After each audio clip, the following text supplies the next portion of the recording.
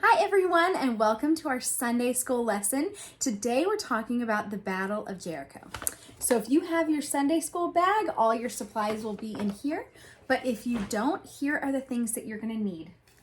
Some straws, some puff balls, or if you have ping pong balls, those would work just fine. And some note cards. You could use paper if you don't have any note cards, that would be just fine. And if you have any blocks at home, that's another great extra that you can have. So let's get started with our Bible story, the Battle of Jericho. The Israelites had finally gotten to the land that God promised to them.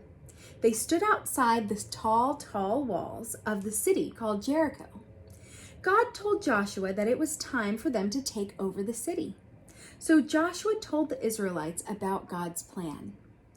"Here's what we'll do," said Joshua. Joshua counted off 7 priests from the group. 1, 2, 3, 4, 5, 6, 7. "You will each play a shofar." That's kind of like a trumpet. You can see that they're blowing those right here. "Keep blowing all the time, even if your lips get tired." Next, Joshua looked at the soldiers in the group. "Grab your weapons and walk in front of the priests. The rest of you walk behind the priest. Everyone needs to walk quietly. Any questions? Okay, let's go."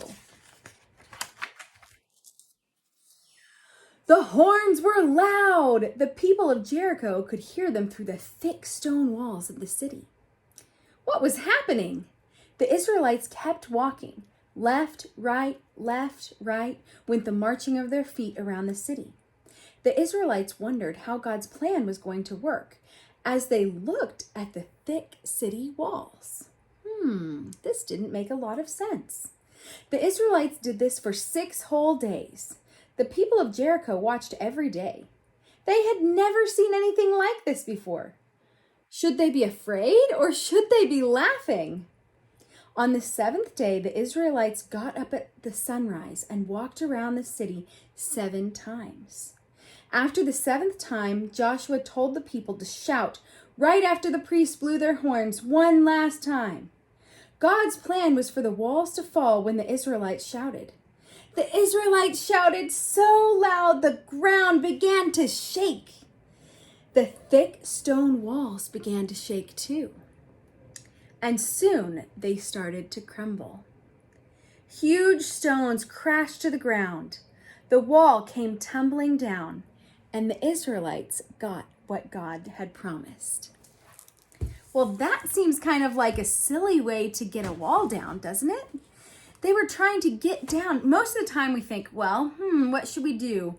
Maybe we will try to run into the wall with, our battle axes or have cannonballs or something to break down this wall. But that's not what God's plan was. God had a specific thing for them to do.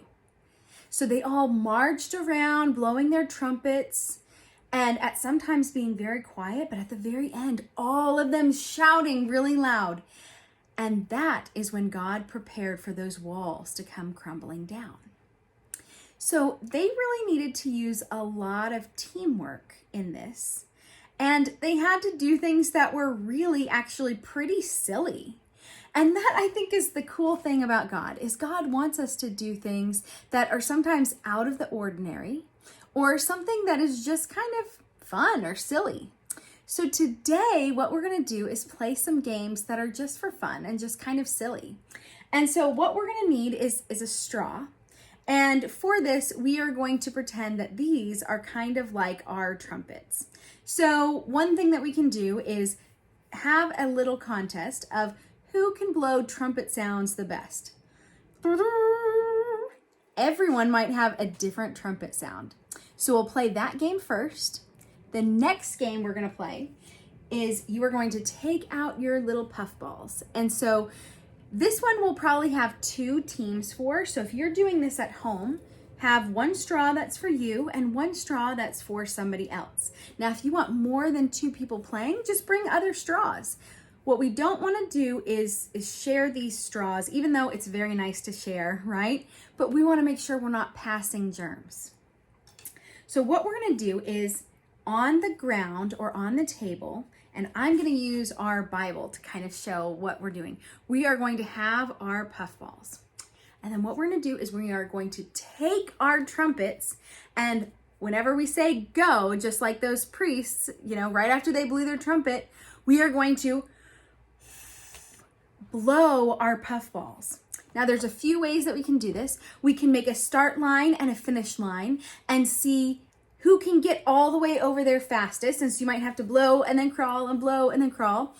Or we can see who can blow the farthest. So we might both start at the same place and see how far we can blow ours. There's so many different ways that we can play this game. And then the last game is going to be the opposite. What we are going to be doing is taking our piece of paper, and we're going to take our little trumpet. And what we're going to do is hold the paper on, and then you're going to breathe in. Instead of breathe out, we're breathing in. And we're going to see how long we can hold the paper up. Ready, set. Eventually, I couldn't breathe in any longer. So that one, you can either do that with a partner and you can both count to 3 and see who holds it the longest, or you could even compete with yourself and time yourself. How many seconds do I think that I can hold this up? If you want to go even more challenging, we can have a start line, and you have to, as long as you can. And as long as you are holding it, you can keep walking.